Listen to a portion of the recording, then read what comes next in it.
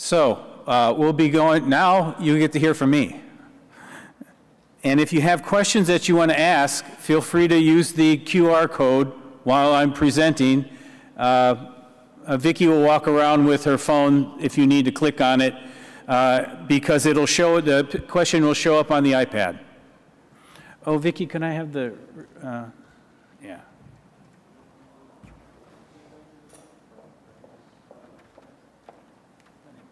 Thank you. Okay. All right. Guido does his forecast. I do a little different forecast. Here we're looking at future paths for automotive trends. You've heard some of this today, but you're going to get my side of the story. First of all, who's Automotive Futures? It's my group that I took outside the university. Our funding comes from our affiliate program. Those are our supporting members there. Our research focuses on globalization of the auto industry, which is why I'm here at Mexico Now, advanced powertrains and intelligent transportation systems. We do our own conferences every year. We do 5 of them. These are the 4 that we do regularly. And today I'm going to talk about connected cars / telematics and electric vehicles and autonomous vehicles, and what are those trends. And as you may have already known, not all trends are created equal. Each trend can be affected by political support, consumer acceptance, labor and talent availability, a company organizational design, and of course the economy in terms of recessions. The auto industry and the IT industry right now are in a frenetic phase of experimentation on all these trends. Both groups are in the process of making technologies consumers never experienced before. To that end, it will be the mass market rather than the luxury market that will be the key to popularizing these vehicles and services. You see that it will not be the Tesla model unless the Tesla model actually comes in with a vehicle at $25,000, which they say they're going to do. When you talk about bringing new vehicles like battery electric vehicles or autonomous vehicles to market, you have to understand how long it's going to take to actually turn over the fleet. You look at this map here, or this graph here, you can see, less aggressive new powertrain introductions, moderately aggressive, very aggressive. And it still takes, if you have 100% of your vehicles sold that year to be, for example, BEVs. If you started in 2010, it would take you till 2022. And of course, we know that right now it's at, like in the US, it's like 3%. Which is better, maybe 4%, which is better than when it was 2%. But to get 100% of all your vehicles in a particular way, it shows you when you go with a very much less aggressive new powertrain technology introduction, which is what the blue line shows you. It's gonna, if you started at 2010, it'd take you to 2050 to get all those vehicles off the road and be only all electric or all whatever, okay? Keep that in mind whenever you start thinking about, this is all gonna happen, it's all gonna change very quickly. All right, let's look at connected vehicles. And here I'm talking about the differences between vehicle-to-vehicle, vehicle infrastructure, and telematics. The government sees connected vehicles as primarily and almost exclusively a safety story. This is where, because you're going to have more capability to be able to make better decisions as a driver. Connected vehicles for telematics are seen by consumers and sometimes by the auto industry as internet connectivity for entertainment and information, and also for sales. If you could sell something to somebody in their car, that's a telematics story. So these are 2 very different approaches to connected vehicles, and this is what we're seeing in the discussions today. The Chinese, in particular, are really focusing now on the telematics story. They really see that as an opportunity for them to sell vehicles in a different way than than we do in the U.S., and also to connect with drivers and consumers inside their vehicles. The Chinese are much more connected than we are in the U.S. in terms of connectivity. So it makes it easy. They think it's going to be easier for them to, and they're creating collaborations between the manufacturers and the major IT companies to try to figure out what will be the next killer app that consumers will really say, hey, I want to buy that vehicle because it has that killer app. So when you look at safety and technology over time, we're seeing slow implementation and support up through 2030, and then faster implementation, primarily because of 5G technology. It's really in its infancy now in terms of how it's spreading. It's not ubiquitous. It's not everywhere. You need you need so many more towers than you have for 3 and 4G. The other option is DSRC, Digital Short-Range Communications. This is something that's available right now, but it doesn't have the support of the federal government as a de facto standard for V2E, V2V, or V2I. There are retro kits that you could put on vehicles, but it looks like it's going to be only on through new vehicles. I think GM may be using it on some of their vehicles. Research has shown that if you have 25% of the vehicles in your area, if they have that technology, you can get some benefits from it. Government support, you're not explicitly for this. The government needs to support connected vehicle research and development, and also local, state, and federal government support for the infrastructure that's required. It makes it more expensive and slows down the implementation. So as you can see, there's slow implementation up through 2030, and then faster implementation after that. One of the other issues you have to do with telematics is that you got to have data consent by consumers. And we don't see that happening. We see it happening a little faster than we see some of the other technologies in terms of the growth of that technology. So slow implementation up to about 2024, then faster implementation. Again, this is trying to sell things to people inside their vehicles. But the real killer app here is cybersecurity. Cybersecurity is so important. All the manufacturers and their suppliers are completely tied in to dealing with whatever they put into the vehicle. It has to have that information. It has to be cyber secure to be able to, for them to be able to use it. So some of the key flags that tell you things are changing. 5G or DSRC penetration substantially increases. Local, state, and federal governments put forth significant support for infrastructure, and consumers allow marketing into their vehicles. In the state of Michigan, the federal government, the state government is now doing some work on, has been doing for many years on DSRC and connected vehicles, and they're putting forward a kind of a test. They already have a test track at the University of Michigan called M-City, but now they're actually going to build a route from Ann Arbor to Detroit, which is about 60 miles, in the middle of the freeway. So there's a wide median in the middle of the freeway, and they're actually going to make that only for connected and autonomous vehicles. So that's starting. Let's take a look at electric vehicles. A lot of issues with electric vehicles. This is a survey we did this year on experts, asking them about where they thought penetration would be of these major powertrains. You're looking at particular electric vehicles here, 23% by 2030, 10% by 2025. Lots of more hybrids, full hybrids, plug-in hybrids, mild and diesel hybrids. That's why there's a lot of shrinkage for spark-ignited engines. This is for passenger cars. This is supposed to be light trucks. We have light trucks. Even the light trucks, they're saying 7% by 2025 and 16% by 2030. And when you look at, and I had some slides that were not exactly what I wanted here, but what I was going to show you was the results from the survey that we did last year. And though the passenger cars, let's see if we can back that up.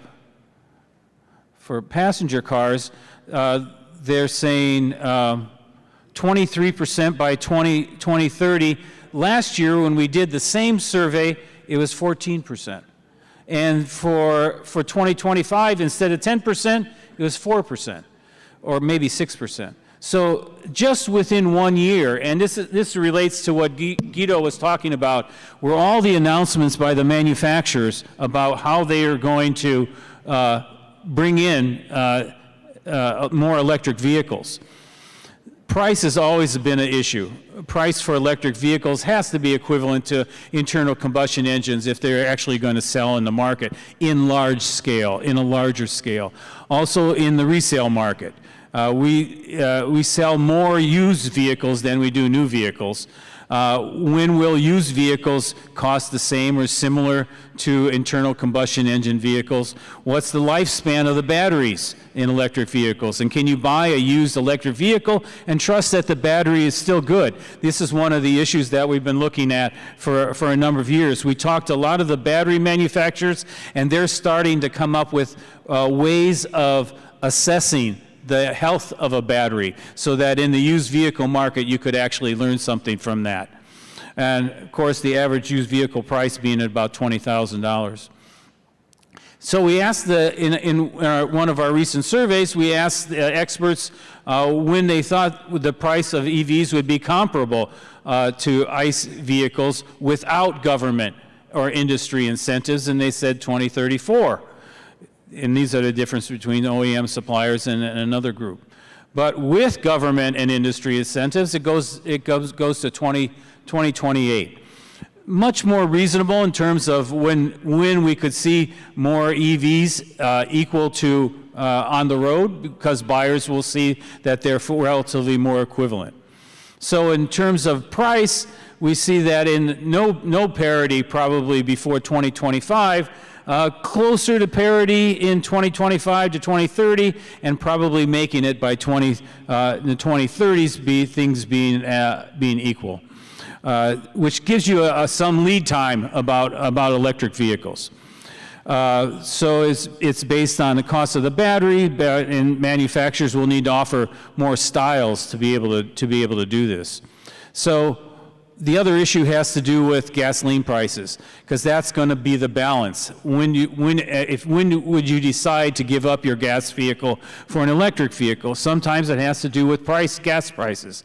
We're not expecting to see higher gas prices anytime soon, so that probably won't be as big an issue. But we've talked about it today in some of the other sessions. It's the infrastructure story. The high penetration of infrastructure that's needed. Chargers need to be standardized, lots more home chargers. Well, and as we were talking about in the Q&As earlier, we were talking about the need to really have a lot of chargers available on major highways to be able to see when you're going to be able to meet your goal and meet your needs of being able to line up and not have to wait to get to a charger, because it's going to take you probably right now, the way batteries are working now, you can get an 80% charge in maybe 20 minutes. And if you can't get to a charger for another hour or so, that becomes a problem. So in terms of infrastructure, again, this fits in with the Biden administration's goal for 500,000 chargers by 2030. We're expecting high penetration but low distribution of the infrastructure, increase infrastructure from 2025 to 30, and then constant increases to meet volume. So we asked the experts if they believed it, and they said that it was somewhat likely that they would be able to meet that goal of 500,000 by 2030. But what we really need is about 2 million charging stations if you're really going to meet EV owners' needs. And it shows you how far behind we are in terms of meeting that goal. vehicle variety, different types of vehicles in the electric vehicle story. Manufacturers have been reluctant to design light trucks.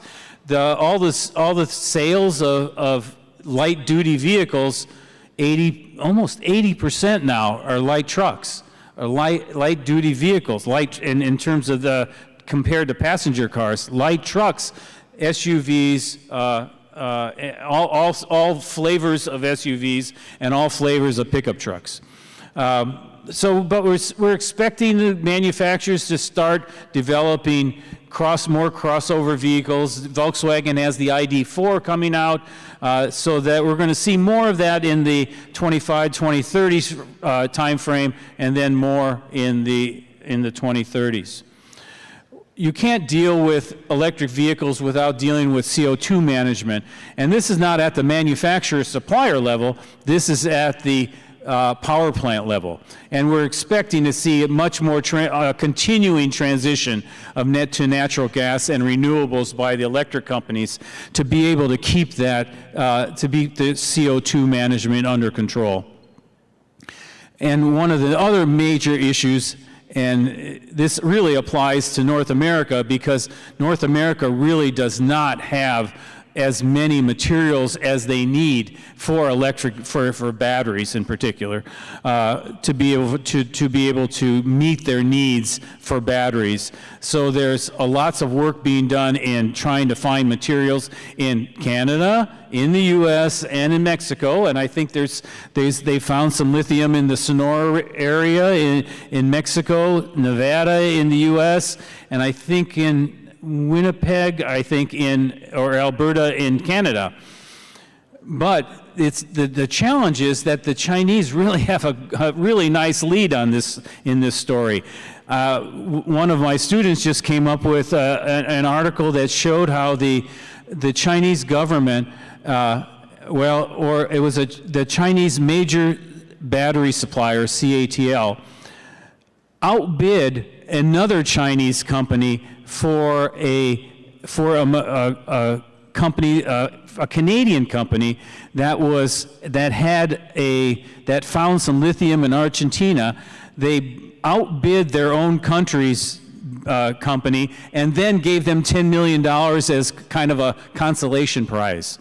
Because we're going to take this over, you guys really can't complain, we're going to give you $10 million. I'm sure they had the blessing of the Chinese government to do that. So it shows you how challenging is the Chinese really don't have a lot of lithium in their country, but they have all the lithium processing in their country. But they have deals in Australia, in Bolivia, in Argentina, and throughout the rest of the world. Wherever they find lithium, they either buy the company or joint venture with that company to make sure they actually have enough lithium. So this is both the EU and the U.S. is behind the eight ball on this story. So there's a lot of work that needs to be done, and we expect it to get done in terms of in the low availability between now and 2030s, and more growth in the 2030s, but probably not until the 2040s to actually see enough materials to be able to for the electric vehicles. Government intervention, this really has to do with regulations, right? We're looking at China and California on the verge of requiring a certain percentage of manufacturer EV volumes based on the total number of vehicles sold in their country or their state. Washington State recently said they want the end of all ICE vehicles sold in their state by 2030. I think California is like 2035. Some other states around 2035.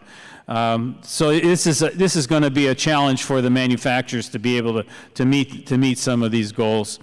So some of the key flags for electrics: Governments begin forcing manufacturers to significantly increase the sale of EVs in their country or their state. Manufacturers begin selling across all segments and price ranges. The price of the vehicle is similar to an ICE vehicle. Gasoline prices could be high. Fleets of EVs design recharging systems that are faster and reliable. Speed of charging turns out to be one, not only having a charger, being able to have a fast charger, a very fast charger, is one of the big issues.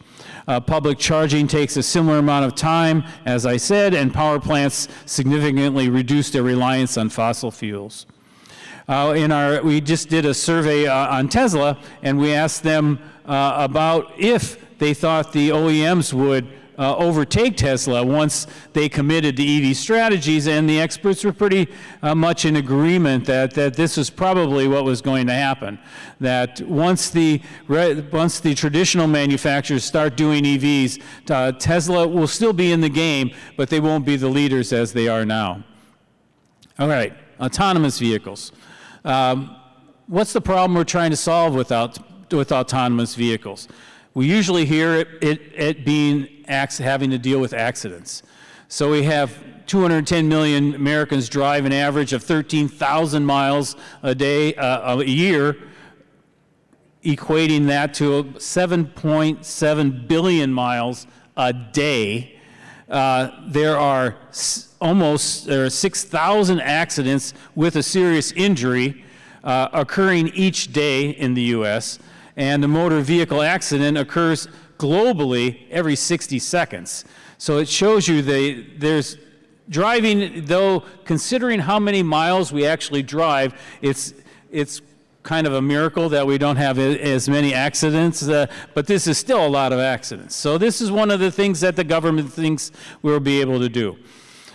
To be able to understand autonomous vehicles, you have to understand that there are different levels of safety that here the Society for Automotive Engineers for different levels of driving automation. We're using a lot of advanced driving assistance, forward collision warnings and mitigation, side collision warnings and mitigation, lane departure warnings and mitigation. These are the kinds of things that we see in vehicles now. They will be part of an autonomous vehicle, but a vehicle really isn't completely autonomous until you're no longer driving the vehicle. And all the way up until level 5, level 0 through level 4, you're always going to be behind the wheel. You're always going to be driving the vehicle. Only at level 5 will the driver is no longer needed, which from the research that we've been doing is not going to happen anytime soon.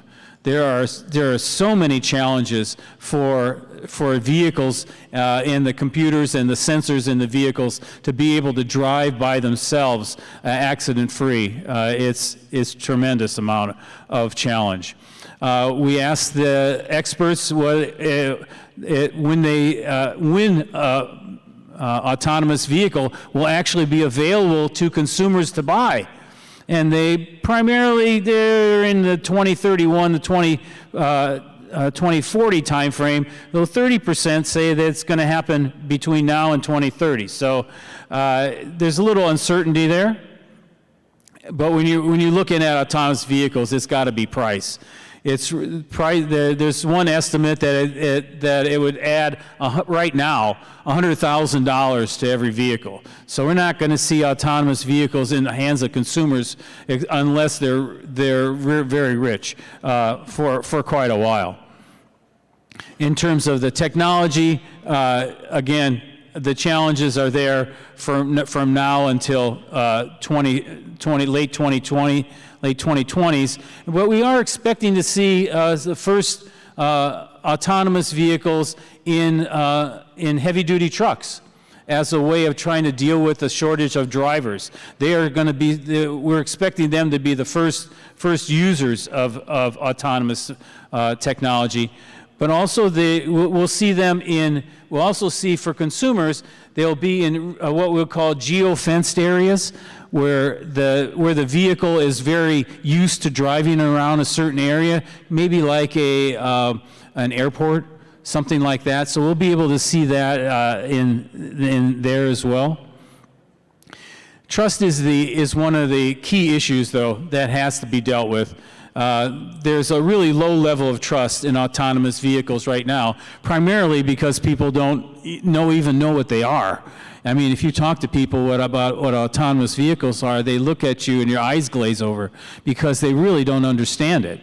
But they also feel that they are the best drivers in the world, and that they would never get in an accident, and that they would never be a fatality in the vehicle. And with numbers of miles that are driven on the road, they have a certain amount of agreement in that, but still, when you have, I think in the U.S., we're averaging about 40,000 deaths per year for vehicles. You see there's some potential for autonomy. But developing that trust, we see that happening through the introduction of those new safety technologies. As you get used to driving with forward collision mitigation, with lane departure mitigation, so that once you start crossing over a line, the vehicle starts bringing you back. GM Super Cruise allows you to drive on a freeway, but not hands-free, but not attention-free. You always have to be ready to take the vehicle back at any particular time. So that's the challenge. Insurance is an issue. We figured out that's going to get sorted out just because there's going to be some accidents. People are going to go to court, and then you'll have some case law that will decide who pays. Does the manufacturer pay, or does the vehicle owner pay? So some of the flags for autonomy, governments creating laws to test autonomous vehicles. They're not there yet. They're almost there. They keep saying they're going to. Automotive companies spending more R&D on autonomous technology. They're doing some of that. More autonomous testing vehicles on the road. That is going on. Level 4 technology for fleets begin using autonomous vehicles in controlled geofenced areas. That's not happening yet. The price of an autonomous vehicle is similar to a non-autonomous vehicle, not even close. Consumers see autonomous vehicles as safe, not even close. Local, state, federal infrastructure exists. No, not there yet. 5G, no. Once the steering wheel is gone, autonomous is happening. So that can be your takeaway from the presentation. When you look at the OEM investments, some of their challenges, each initiative brings different challenge for the OEMs. Connected vehicles are well underway. No OEM technical challenge needs to be overcome. Autonomous vehicles are a completely different story, with programming, component challenges galore, programming and AI and sensors all being done by newly purchased vehicle companies that have never been in the auto industry before. For electric vehicles, again, they need push the OEMs outside their comfort zone by relinquishing the engine to suppliers, and suppliers here are the major battery companies. We saw what happened with the Chevy Bolt recently, which started with having car fires, and GM was recalling all the Bolts, and LG Chem, or I think it's LG something else now, is out of a $2 billion cost of redoing and reinstalling fixing and reinstalling the batteries. LG Chem's is in for 1.9 billion of that. So it shows you, be careful what you ask. You want to be an automotive supplier, be careful what you ask for. You may end up having to pay for it. But this is part of the evolution of batteries. So also the process of design EVs is not foreign to the OEMs, but it's not business as usual. What are the big challenges for the OEMs? Program profitability, overcoming current BEV weaknesses, battery development. What are the opportunities? program profitability, as well as gaining market share back from EV startups like Tesla, and a new chance to innovate and distinguish themselves. How about suppliers? Same thing, profitability of the program. Of course, a big challenge also is the volatility of OEM estimates, which are always they always overestimate. And then the suppliers, the opportunities for suppliers, program profitability, as well as new opportunity to distinguish themselves and gain new customers. So, that's what I got. Do you have any questions for me? Let's see. Wouldn't you know it, the internet would go down just right when, right when I wanted to ask questions. If you have questions, feel free to come up and see me after the presentation or at the end of the conference. Feel free to, I'll be glad to answer any of your questions.